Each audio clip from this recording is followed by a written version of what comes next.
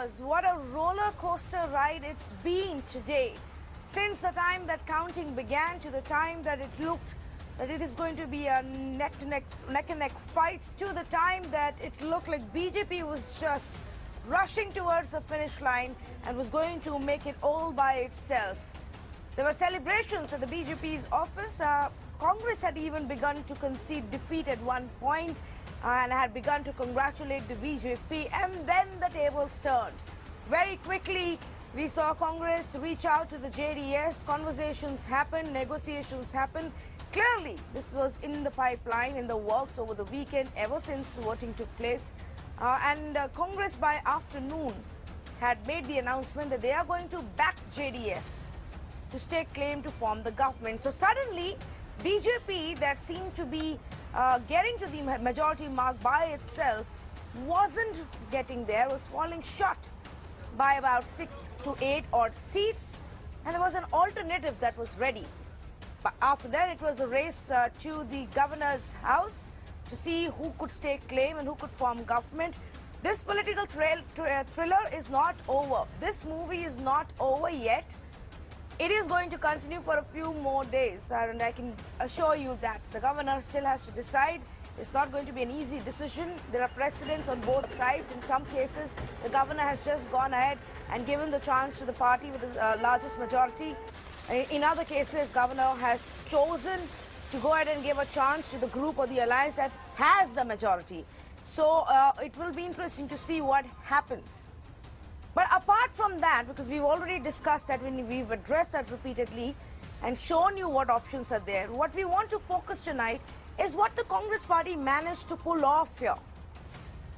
They weren't anywhere close to the halfway mark. They faced massive anti-incumbency, yet they are in a position to possibly form the government again. Contrary to Goa, to Manipur and Meghalaya, where they were in majority or the single largest party, and they still couldn't form the government, they seem to have moved pretty quickly. And they've decided not to be in the driver's seat. They've decided to put JDS ahead, let them form the government and just back them. Is that something that the Congress party is willing to explore at a larger level? Keeping 2019 in mind, can there be a third front where Congress is not in the driver's seat? Those are some of the aspects we will explore on the other side of this short package on what has happened today before we discuss tomorrow. BJP rules out post-poll alliance. Union Minister and BJP leader Sadananda Gowda ruled out any possibility of a post-poll alliance. BJP crosses the halfway mark. Despite the Congress leading in the initial trends, it slowly paved the way for the BJP to march forward, crossing the halfway mark.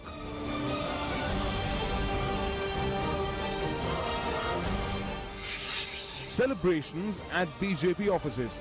BJP workers distributed sweets at BJP offices in Karnataka and Delhi.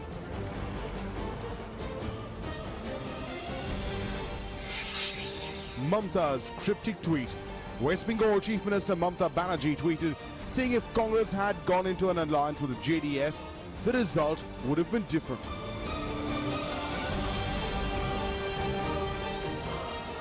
Siddaramaiah loses Chamundeshwari. Incumbent Chief Minister Siddaramaiah's decision to contest from 2 constituencies backfired in Chamundeshwari, though he won his seat in Badami.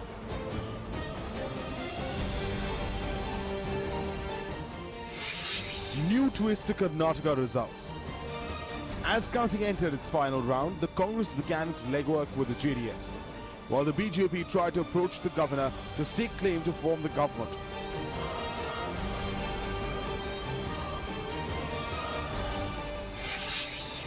Congress eyes support of the independents. Congress leader DK Shivakumar managed to bring 2 independent MLAs on board, while the BJP fell short of the halfway mark by 8 seats.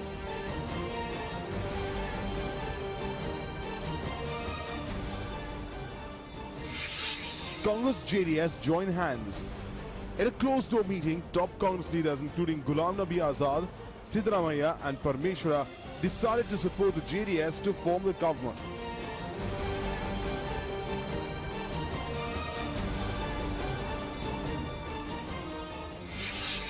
BJP approaches the governor. The BJP also staked claim to power. The BJP's chief ministerial candidate B.S. Yediyurappa also approached the governor after the JDS and the Congress confirmed a post-poll alliance.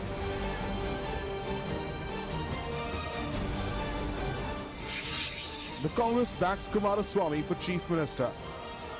H.D. Kumaraswamy of the JDS has written to the governor of Karnataka, accepting the offer of support to the Congress.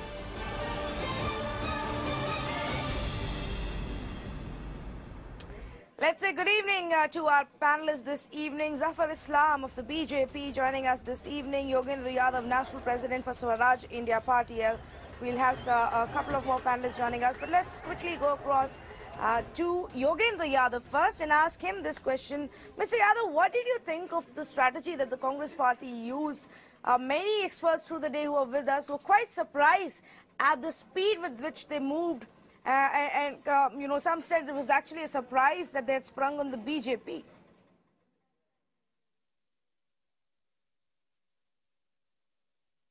If we look at things only in perspective of what happened today between morning and afternoon, then of course we can attribute some kind of a success to the Congress Party. But if we look at the larger picture, I think Congress managed to lose a state that they should not have lost. Remember, here is a state that they have a chief minister who has some social base. He's not one of those flunkies appointed by Delhi. Here is a state where he faces a leader from BJP, Mr. Yediyurappa, who is, shall we say, tainted, to put it politely. Here is a state where BJP had serious internal dissensions, and the tensions between BJP's local and national leadership was much more than that of a Congress, which is very unusual. Here is a state where BJP is remembered for its corruption more than the Congress, which is so very rare. If Congress manages, and here is a state where there was no pronounced anti-incumbency against their own state government. If Congress manages to lose this state, then what on earth can Congress win? This is a serious question that we should be asking. Yes, Congress has more votes than the BJP, but all this is statistical consolation. The simple fact is that they have lost a golden opportunity. And that entire narrative that began with Gujarat, Congress on the comeback, that narrative stands completely punctured today. So you do agree that, you know, even though they did have a larger vote share, their struggle with winnability, their struggle of converting it into number of seats and keeping power still continues. And despite the fact that this time they did give a lot more of control to the state leadership, it hasn't helped them. Absolutely. And the problem was not in what they did in the last 3 months. This is like Gujarat. In Gujarat, Congress did everything right in the last 3 months. But the trouble is that they did nothing in the first four and a half years. Here, Congress did almost nothing for first 4 years. In the last 1 year, the chief minister woke up, he tried, he made several moves, and not all of those moves were wrong. These were smart moves. But the trouble is, how much can you regain in the last 1 year? And in any case, the larger question remains, what is Congress's response to BJP's election machine? Mr. Amit Shah's party today has an election machine which is unbeatable, which is the most formidable election machine ever in the history of Indian elections, and I have seen a few. Congress has no answer to that. Congress does not even seem to have a willingness, a political will to match that. And that's what we are witnessing. So exactly the point that I wanted to discuss and see if there were different views to what you are saying, Mr. Yogendra Yadav.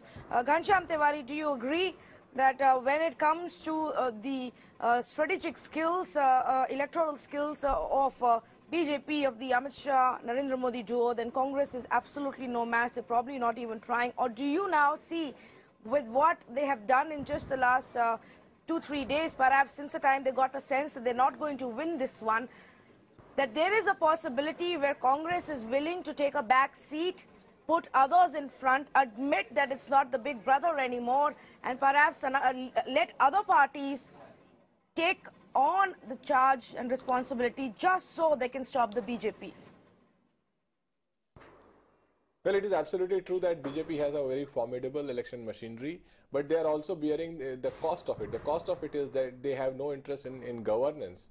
Look at the way they are governing the states that they are governing. Look at the kind of candidates that they choose for chief ministers, even when they have a massive historic victory. For example, Biplab Dev or Ajay Singh Bist in Uttar Pradesh. The second is that as far as the national story is concerned, BJP wanted to construct a Rahul versus Modi story, which was further aided by a statement by Rahul Gandhi himself. But today, this election demonstrates that 2019 is not going to be a Rahul versus Modi story. It's a story about different states, different leaders staking their claim for their state, just like Siddaramaiah did for his state. He stood out even in the middle of a very powerful BJP campaign. So for us, the story is that people still demand credible solutions to their day-to-day problems, and BJP is not going to provide that because they depend on their campaign machinery, and it is the opposition leaders like Akhilesh Yadav, Mayawati, Tejasvi Yadav. These leaders have to stand wherever they are to present that alternative to people, and over there the campaign machinery would not matter. The regional parties have a formidable campaign machinery with themselves. Mr. Zafar Islam, what would you like to say tonight to that point that Ghanshyam has made and lessons learned from today for upcoming elections and for 2019? Well, since 2014, our focus is only on two things. First, to deliver a scheme, a government scheme which will empower poor, which will benefit poor and the underprivileged and less privileged people. That is our focus area, that's our philosophy. As secondly, to win the confidence of the people and by giving good governance. And that is two models which we are following. And of course, the entire thing encompasses the developmental model which we have, and which we have demonstrated that last 4 years, the narrative which we have given to the people is only the developmental agenda we have, and that is something which has been bought. And that's the reason why the popularity of our leadership, popularity of our leader, and the popularity of Bharatiya Janata Party has grown in last 4 years compared to all the other parties where their popularity of their leader as well as the party has come up significantly. If that is so, and Mr. Islam, if that is so, then explain to me two aspects. No, you can complete. Give me 30-second word. Okay. So all I'm saying that after today's result, the task for Congress became much more difficult, and was what Ghanshyam Tiwari made a statement today, that they are not willing to give any rope to Congress anymore. Yes. In assembly election in 2017, the Congress was piggybacking on Samajwadi Party, taking some support from the Samajwadi Party and trying to have some feet in the election, but they failed miserably. Was piggybacking now the Samajwadi Party has realized, and most of the other regional parties have realized, that the Congress was piggybacking on RJD and JDU in Bihar. They did the same with Samajwadi Party in Uttar Pradesh. They seem to have now done it in a more humble way with the JDS, and even though they seem to have more seats, they have given JDS the front driver's seat this time around. No, but that's not my two counterpoints to what your claims are, Zafar Islam. Firstly, here is what the vote share looks like. You're talking about winning people's faith, and you're talking about ensuring that you deliver on promises and keep them satisfied. 38% people voted for the Congress party. 36.2% is the vote share that BJP got in Karnataka. So that's as far as the vote share is concerned. The other aspect is that it's not that every time you have won the election simply on the basis of the fact that people want you and that people believe in you. And case in point will be Goa or Manipur or Meghalaya. And there are such instances. So I don't think it's as simple as that, Mr. Zafar Islam. Tanvi, one thing which I would like to mention today, that I heard, since you have mentioned about the Goa, Meghalaya and other states, I heard Mr. Ghulam Nabi Azad speaking to one of the channel today, and he said that since we didn't get the mandate, the Congress party, what mandate we had got in 2013 is more than 100 plus seat, 120 seat or something, and he said that today we have lost, we have just got 78 seats, so the mandate is not for us for sure.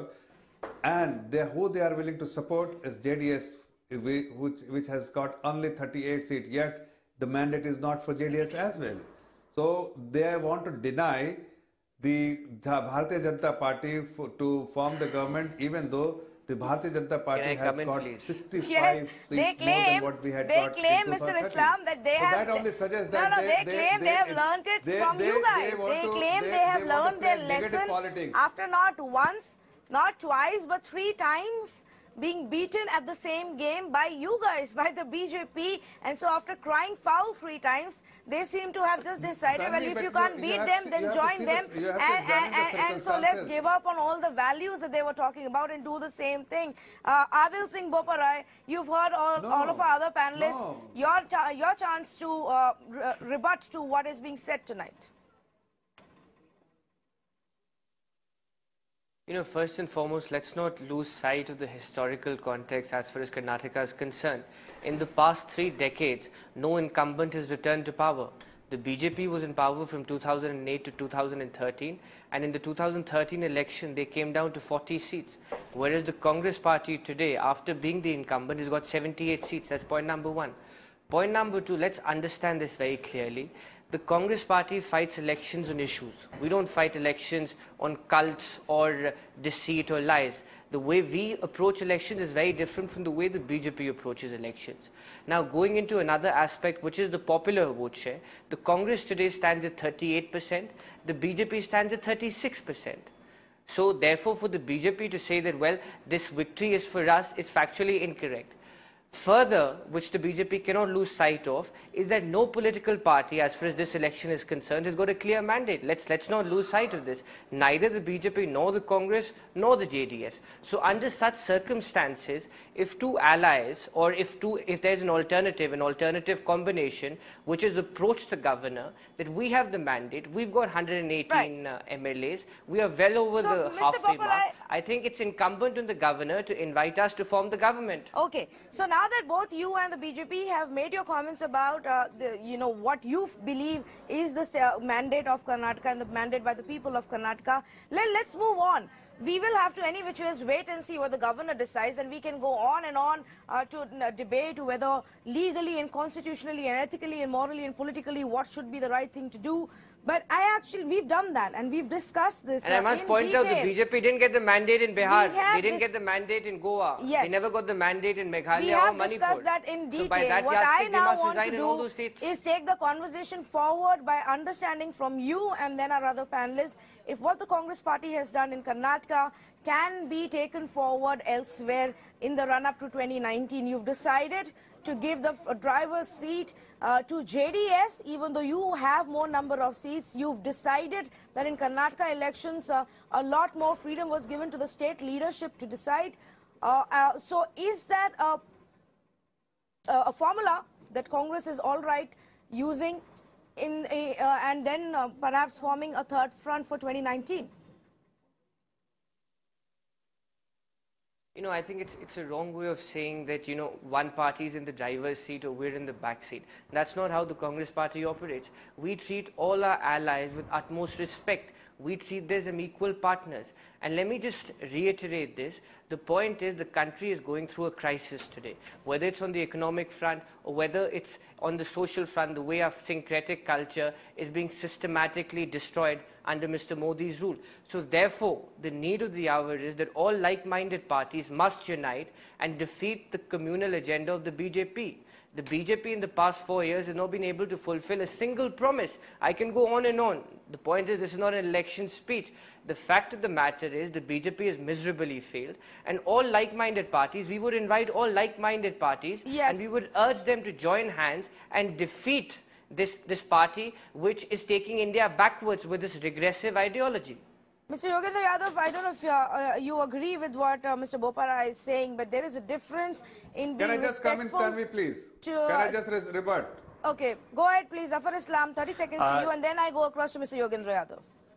No, briefly, I'll just take 30 seconds and then you can allow Mr. Yadav to speak. All I can say that they will find it very difficult. Congress will find it very difficult because most of the parties will have reservation to ally with Congress purely because Congress last 4 years performance, they are losing election after election, the election after election, and purely because the leadership what Congress has provided to their workers, to their cadres, to their party is something which is being a question mark for even the other regional parties. And within the Congress rank and file, people have questioned many times about the leadership and the capability of their leader Rahul Gandhi to whether he is capable of leading the party. In fact, recently, that's not correct. That's not correct, Mr. Islam. Has spoken about it. There are many other Please senior speak leaders for who your have own spoken party. about it. That suggests that only I'm saying that life will become very difficult for Congress to ally with any other regional parties because regional parties are much stronger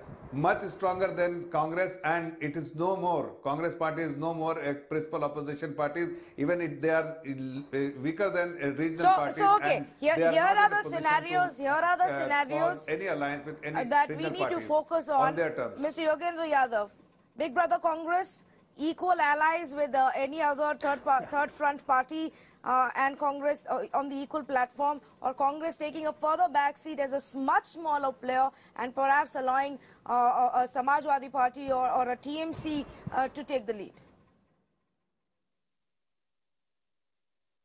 Tanvi, I agree with Mr. Ghanshyam Tiwari when he says that the government at the center has seriously overlooked governance. We are looking at a very shoddy management of economy. We are looking at a government which is not at all serious about governance. I agree with Adil when he says that this is an onslaught on our culture. Yes, of course, I keep saying the very foundations of the idea of India are being challenged. India's Swadharma is being challenged. Where I disagree with both my learned friends is in their assumption that somehow the regional parties can provide that answer, or Congress can become that node around which a larger coalition can take place. And the reason I disagree is the following. In order to combat this onslaught represented by the BJP today on the very foundations of our republic, what do you need? You don't need just a coalition of opposition parties together. Forgive me for saying so, but if you have on one stage Mr. Rahul Gandhi, Mayawati ji, Lalu Prasad ji, Mamata Banerjee, and TDP and others, would it inspire confidence? Would the people of India look up and say, ah, this is the alternative I was waiting for? I'm afraid not. Yes. This would only inspire a yawn. This would only inspire cynicism. Exactly. So what is needed is, number one, a vision, a dream. Number two, a roadmap, a strategy. Number three, a face, a credible face. And number four, organizational strength. Without that, simply putting together some opposition parties is not going to be the answer. Okay, perfect. So that's where we go to the next stage then. Who is going to provide that dream, that vision? Who is going to become that alternative to stop the Modi juggernaut? Or are we just going to look at random permutation combinations, region by region? Ghanshyam Tiwari, you may have teamed up with BSP in some ways in the bypolls to try and stop the BJP and may have been successful, but that's not something that you can take in a larger way. JDU and RJD and Congress tried. That kind of after some point backfired and didn't sustain for too long. So what is the alternative? Even if voters, like many of BJP's rivals say, even if voters are fed up with BJP for not delivering, what's the alternative? Well, BJP is successful, but let's not overstate its success. The fact that Modi ji landed in a seaplane and yet they halted before 100 in Gujarat in a mission 150 says that they were not fully successful. The fact that a mission 130 halted at 104, which is not in a simple majority, even with all the gladiators of BJP and all their campaign machinery coming together, that it did not succeed in front of Siddaramaiah and JDS is also something that stands.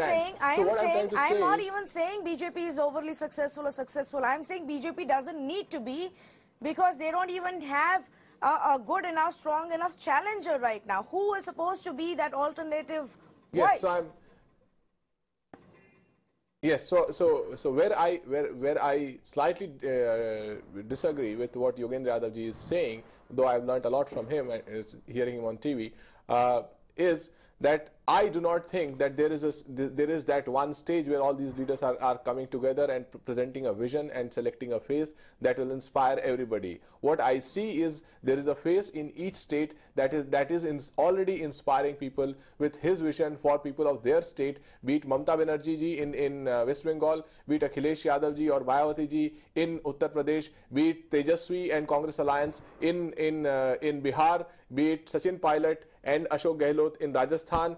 So you just look at state after state. In a state like Gujarat, which had all the BJP veterans, including their national president and the Prime Minister himself, the faces that inspired people were not even from a political background. They were individuals who came together and asked the right questions. So what is going to happen in 2019, as far as we see, is that in each state, if there is going to be one credible alternative to BJP, their majority will choose that alternative. This is what happened in Karnataka, by the way. The majority did not choose BJP. BJP got 36% vote share. The majority had other options. It is just that the majority was not presented a single force. They presented multiple options, and that is where we in Uttar Pradesh suffered in 2017, but did not in 2018 when Gorakhpur and Phulpur BJP lost miserably in their first year anniversary. So I think that the story of India is much more grounded and decentralized democracy, where each state will present its faces, will give their alternatives to BJP,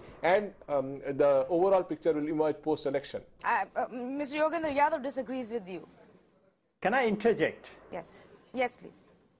I just wanted to say, when I hear these people inspire, allow me to say, Mamata Banerjee inspiring the people with her deep commitment to democracy that we saw yesterday in Panchayat polls, Mr. Lalu Prasad Yadav and the Tejaswi Yadav and Mayawati ji and everyone else inspiring with their track record on corruption, Samajwadi Party inspiring with their track on fight against casteism. Is that what you mean? Are we serious? What is the vision these parties have to offer? I completely respect regional parties. I think regional parties are the strength of Indian nationalism. But what vision for India do these regional parties propose? Does any of them have semblance of an economic policy? Does any one of them have a deep democratic principle of any kind with which you can oppose Mr. Modi? Where is the alternative? Ghanshyam Tiwari wanted to respond before I go to Mr. Boparai and Zafar Islam. Very quick one. Quick one.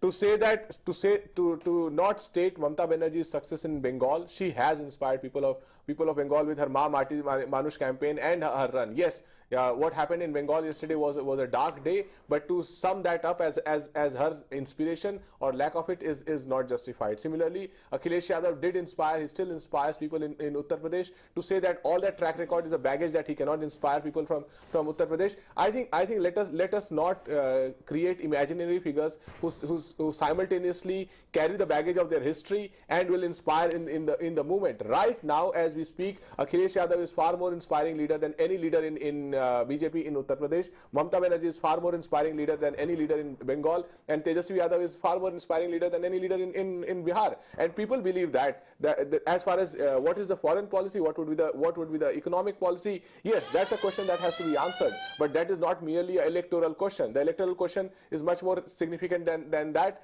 about what is the organization, what is the campaign machinery, who's the face in that state who brings a better alternative. That is what BJP has done in the name of Modi. He did not answer the economic question, the foreign policy. All those things were assumed that if this leader is elected, he will find an answer. And that is how people in India are looking at the election. Well, you'll have to pardon me. You've got a bit distracted. This seems to be a fire alarm that's gone off in our office. I don't think there is a fire, but They're just trying to sort that noise out in the background. Mr. Adil Singh Boparai, would you want to comment on what is being said here? Yes, go ahead, please. You know, you need to understand the 2019 election is going to be very different from the 2014 election.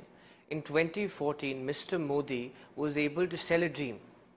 Unfortunately, that dreams turned out to be a hoax. The people of India have realized there are no jobs, petrol prices have hit the roof. Mr. Modi, with his self-destructive decisions of an ill-executed GST and demonetization, has wrecked the economy. So all these are issues which are going to be very close to the people when the elections, as we approach the elections this following year. Point number one. Point number two, the alternative, which is led by the Congress along with the other parties, represents an inclusive and a pluralistic vision of India. No, those are all rhetorics. They don't mean anything on ground, Mr. Boparai. Those are all rhetorics. They don't mean anything on ground. Industries.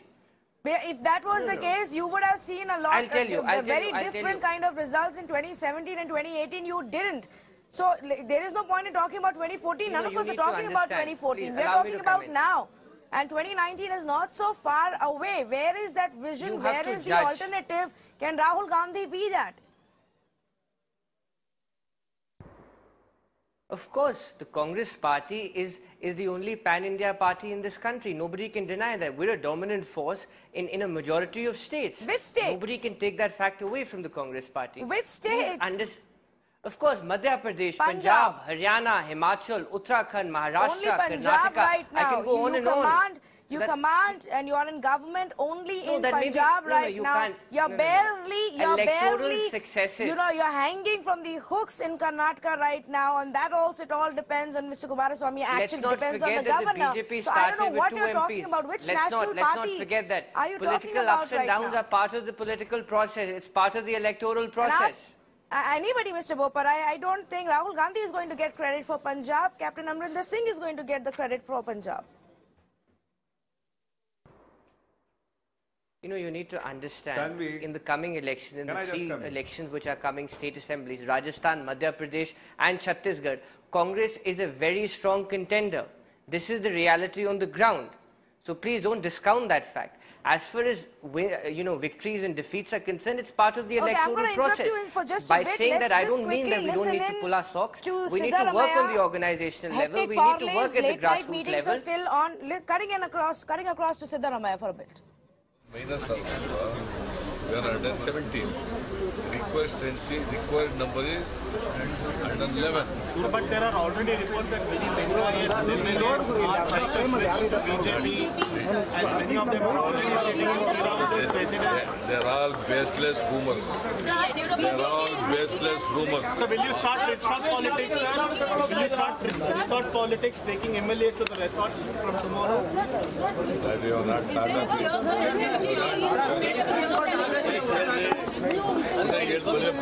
ನೀವು ಯಾವುದೇ ಪ್ರಶ್ನೆ ಕೇಳ್ತೀರಲ್ಲ ನಾವು ತೀರ್ಮಾನ ಮಾಡಿರೋದು Kumaraswamy chief minister ಆಗ್ತಾರೆ ಅದಕ್ಕೆ ತೀರ್ಮಾನ ಮಾಡಿದ್ದೀವಿ ನಂಬರ್ ನಮ್ಮ ಹತ್ರ ಇದೆ ಅದೇ ಪ್ರಶ್ನೆ ಕೇಳ್ತೀರಲ್ರಿ ಸುಪ್ರೀಂ ಕೋರ್ಟ್ ಆದೇಶ called meeting all MLAs are attending tomorrow. JDS has also legislative party has been called. There are all MLAs are attending. We are under 17. Both parties put together. We are under 17. Judgment says whichever group having more than required number, that party is to be invited. That is a law. That is a judgment of the Supreme Court.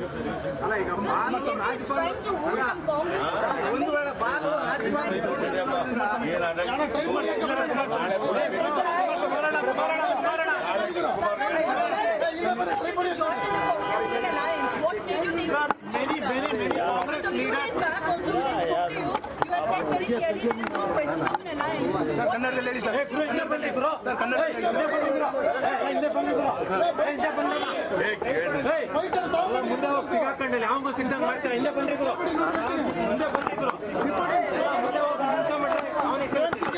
ಮುಂದೆ ಹೋಗಿ So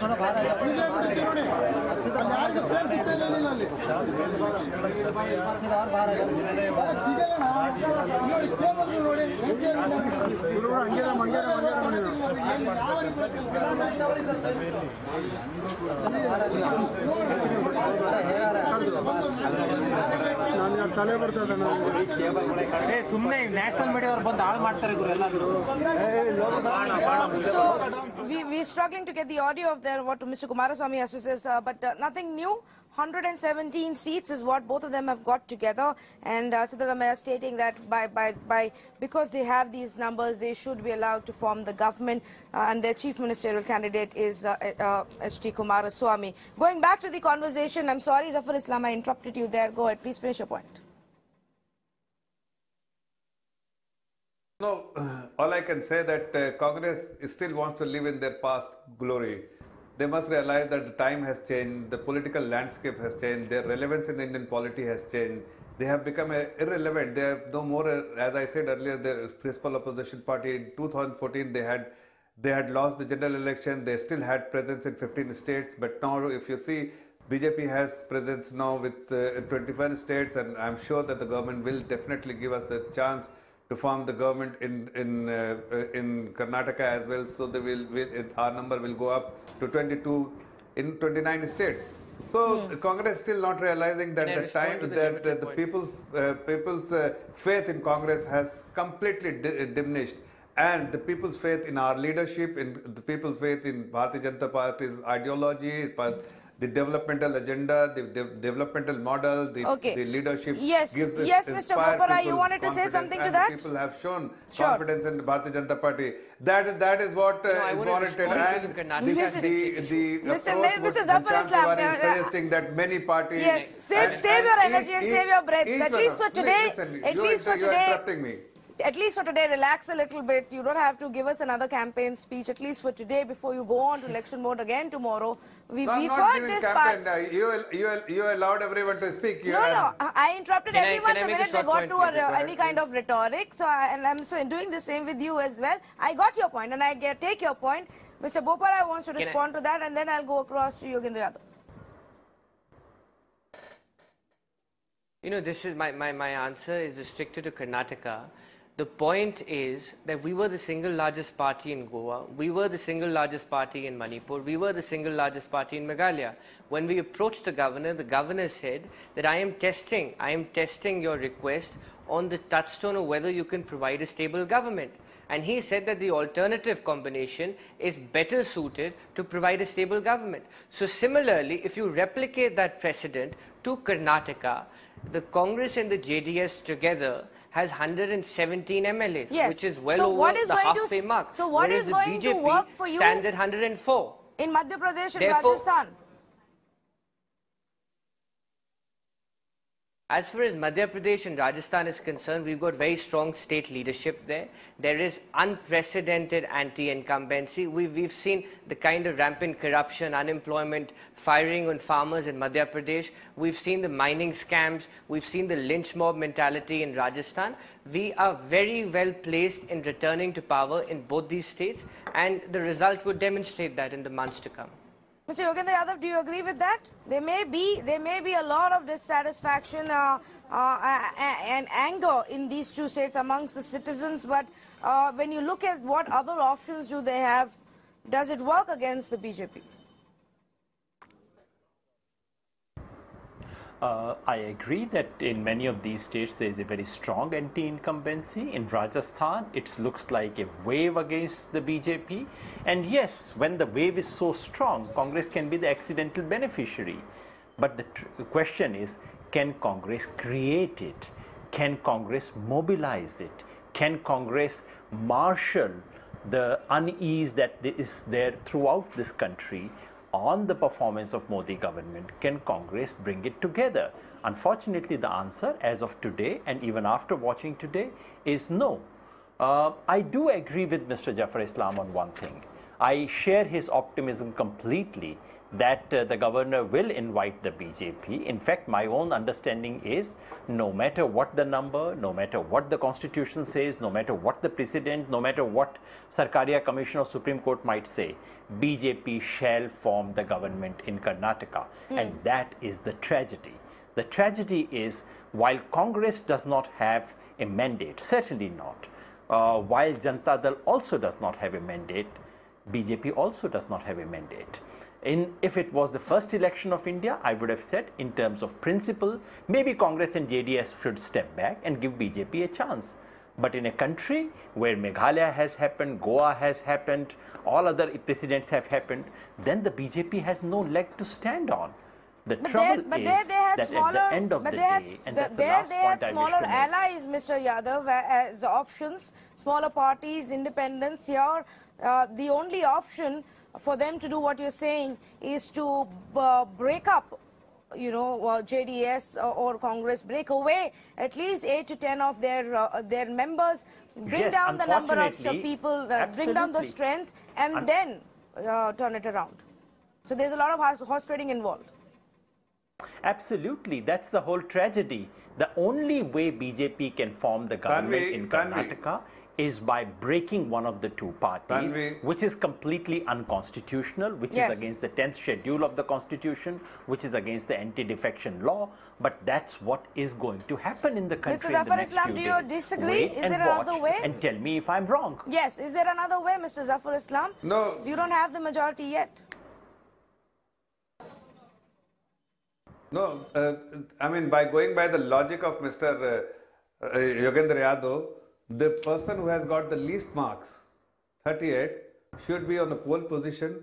Congress themselves have declared that they have been discarded and rejected by the people of Karnataka, so they should not play the primary role, and that's why they are giving the opportunity to you do know that you are part of the government in Meghalaya. Where was this logic? You do know, Mr. Zafar Islam, that you are part of the government in Meghalaya. That is the mindset, actually. You had 2 seats. Goa, you won the single largest party. Goa and other places, what you mentioned. No, you said least number, so I'm giving you the least number example. I'm not even going to Manipur or Goa. So I don't think you and Congress should be trading charges at each other, because both of your past is going to come back and haunt you. And we've got an entire cache of statements and remarks that both of you have made during all of those times. Please, let's not go down that road one more time. Can you explain to us how, in a democratic constitutional manner, in an ethical manner, you will be able to show a majority? Right now, you are at least 8 seats short. How will you make it up? See, we have asked for a time. As per the constitutionally and as far as the principle is concerned, the party which has got the maximum number of seats should be given the first right and to form the government and prove the majority on the floor of the parliament. But here Mr. Yadav is recommending that that should not happen. Since he is citing the case of Goa, let me remind you, Congress could have formed the government in Goa, but it is their own fault. Okay, I'm running out of time. I had a last question. It's not an automatic process. Because we stepped away from the governor should invite. You have to make we stepped away from the larger point that was being made. I want to go back to that point where the Congress spokesperson claimed that Rahul Gandhi is still a leader who would get support of many other opposition parties to put together this third front. I want to ask Ghanshyam Tiwari, after seeing Congress's performance in a state like Karnataka, where let's admit it, many people did expect them to perform much better, but they couldn't. Is Rahul Gandhi inspiring any faith? Are any of the other smaller regional parties or national parties actually interested in teaming along and towing his line? I think where the elections are going for 2019, each leader has to ensure that they inspire people in their state, and Congress, as the largest party, as with pan-India presence, has to inspire trust among all other parties, to say that it will not bulldoze all other parties. It will bring in enough numbers, and there will be a common minimum framework, economic policy, foreign policy, and all the experience that Congress has in governance at a national level.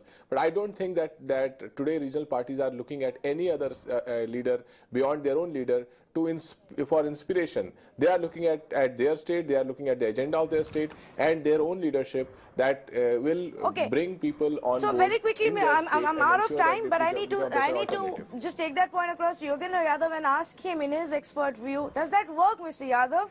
For Lok Sabha elections, can smaller regional parties just inspire people in their own states to vote for them? Because one would assume that if you have a figure like Narendra Modi, who has a larger appeal, then that is going to be a bit of a difficult, tough match for Lok Sabha elections. Indeed, given the enormity of the challenge that I have mentioned earlier, Tanvi, to my mind, the parliamentary opposition is no match for the nature of challenge. I say it with sadness. I am truly anguished that the main opposition party of the country, Congress, all the regional political parties of the country are not even serious about taking on the challenge to the foundations of our republic. The alternative has to come from outside. Allow me to suggest, I know it will look like a ridiculous suggestion, but think over it after the program is over. The real opposition in this country is not in the parliament. The real opposition of this country is on the street. Farmers' movement, what have the political parties done? What has the opposition done about it? Farmers' movement today represent the genuine opposition. Youth protest all over the country, not inspired by any political party, that represents genuine opposition. Protests against women's insecurity, protests about corruption, Dalit protests. These protests on the ground are the real genuine opposition in the country, and unless there is a way found to bridge their journey to mainstream politics, to elections, we would be standing exactly where we are a year from now. Well, you literally stole the words out of my mouth, Mr. Yogendra Yadav. That's exactly what I wanted to leave our viewers with as I wrap up this show, because those are the changes, those are the small changes in narrative, those are the movements, those are the campaigns and the revolutions in their own small ways and larger scale when it comes to, for example, the farmer agri crisis, have begun to take place. Unfortunately, there is no one larger political entity that can currently take charge and own these movements if they have to give an alternative to the citizens versus this one saffron powerhouse that continues to surge on. For no fault of the BJP, they're doing a great job and they continue to do that. It is the bad luck of the country that there is no opposition in any democracy. There must be a strong opposition. What we have learned today, that while Siddaramaiah and Kumaraswamy may be able to do their electoral math and try and keep BJP out of Karnataka, that in no way means that Rahul Gandhi has succeeded in leading the party into a victory. That in no way means that people of the state of Karnataka have reinstated their faith fully in a Congress party, and that continues to remain a big concern. All eyes, of course, will be one on what happens in Karnataka still, because the governor is yet to take a decision, and two, the upcoming elections of Madhya Pradesh, Chhattisgarh and Rajasthan, whether we see a change there and whether the opposition parties can actually spin together something more concrete for the voters to get interested in. Otherwise, it may be that BJP continues with its winning streak. Thanks to all our panelists for joining us on this edition of The Last Word.